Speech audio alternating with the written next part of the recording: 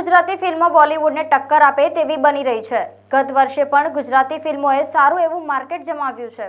તેવામાં 2024ની શરૂઆતમાં ગુજરાતી સુપરસ્ટાર યશ સોનીની urban film ડેની જીગર આવી છે।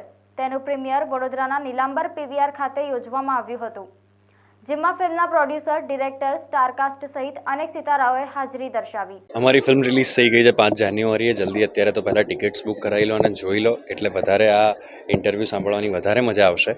અમારી ફિલ્મના પ્રોડ્યુસર્સ બરોડાથી છે, નિલય સર, દીપેન સર બંને। તો એના માટે બરોડા સ્ક્રીનિંગ તો અમારા માટે સ્પેશિયલ છે જ છે। અને આજે અમારી આખી ટીમ અહીંયા છે, અમારા ડિરેક્ટર પણ અહીંયા છે, કાસ્ટ અહીંયા છે।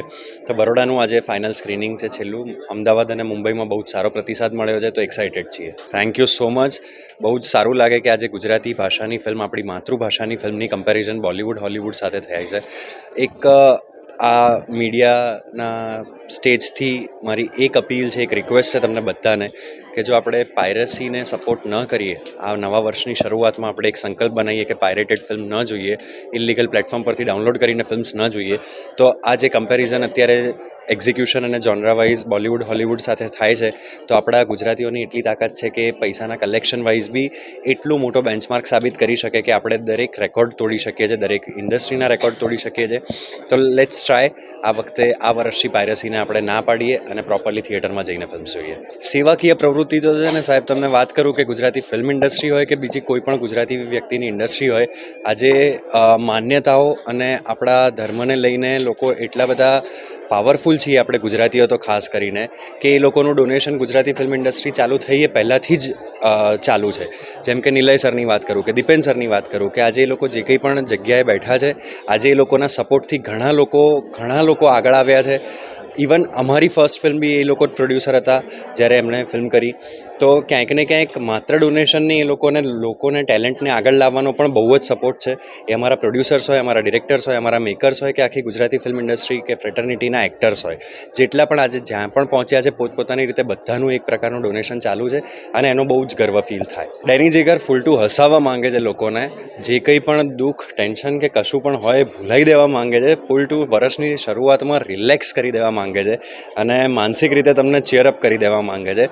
તો મનથી પિક્ચર જુઓ, મગજ બાજુમાં મૂકી દો અને ફૂલ જલસા કરો, તમને ખરેખર મજા કરાવશે।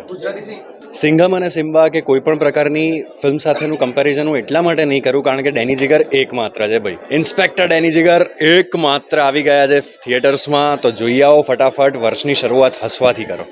ગુજરાતી ફિલ્મ નવી સીમાઓ ધારણ કરશે એવું લાગી રહ્યું છે। અત્યારના જે રીતના લોકો પહેલાં બોલિવૂડના પિક્ચરો જોવાનું પ્રિફર કરતા હતા, એ રીતના ધીમે ધીમે જેમ હોલિવૂડના સારા મૂવી આવે તો લોકો હોલિવૂડના મૂવી જોવાનું પ્રિફર, આજનું યુથ જનરેશન જે સાઉથના મૂવી જોવાનું પ્રિફર કરે છે। હવે ગુજરાતી ઇન્ડસ્ટ્રી જે રીતે ડેવલપ થઈ રહી છે અને અર્બન મૂવીઝ જે રીતે બની રહ્યા છે, એ રીતે આગામી દિવસોમાં એવું લાગે છે કે ગુજરાતી ઇન્ડસ્ટ્રીનો જે ગ્રોથ છે એ આ બધી ઇન્ડસ્ટ્રીને ફ્યુચરમાં સાઈડ પર મૂકી દેશે। પણ એના માટે આપણા જે ગુજરાતી લોકો જે ખૂણે, વર્લ્ડના દરેક ખૂણામાં વસેલા છે કે દુનિયાના દરેક ખૂણામાં વસેલા છે, એ લોકોએ આમાં પૂરેપૂરો સપોર્ટ કરવો પડશે આપણી રીતને અને આપણી માતૃભાષાને।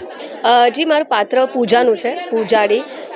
એ જે ડેની જીગર છે એની ગર્લફ્રેન્ડ છે, એનું લવ ઇન્ટરેસ્ટ છે, એનું પાત્ર છે, અને બહુ જ ઇન્ટરેસ્ટિંગ પાત્ર છે। એકદમ જાડી પાડી છોકરી છે, જે વેક્સ નથી કરાવતી, જેને મૂછો છે, એવું ટાઈપનું કેરેક્ટર છે, પણ એકદમ ફની છે, એકદમ કોન્ફિડન્ટ છોકરી છે, એવું કેરેક્ટર છે। બહુ જ સરસ લાગે છે। આજે ફિલ્મનું જોનર છે જેને સ્પૂફ કોમેડી કહેવાય છે, એ સ્પૂફ કોમેડી આપણે હોલિવૂડમાં બહુ જ જોતા હોઈએ છીએ, અને એ કલ્ટ ક્લાસિક્સ બની જતા હોય છે જ્યારે આવતા હોય છે ત્યારે।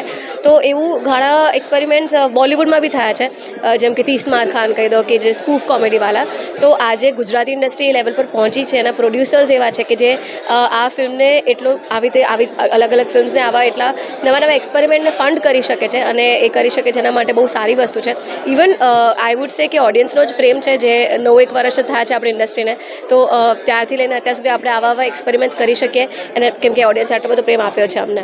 બહુ જ સુપર મૂવી છે, કોમેડી ફૂલ પાવર, ફૂલ પેક કોમેડી છે, કોમિક ટાઈમિંગ બહુ મસ્ત છે। ગુજરાતી મૂવીઝમાં પહેલી વખત વીએફએક્સ યુઝ કરવામાં આવે છે, બહુ જ ઇન્ટરેસ્ટિંગ વીએફએક્સ યુઝ કરવામાં આવે છે। કેટલી મજા આવી? બહુ જ મજા આવી।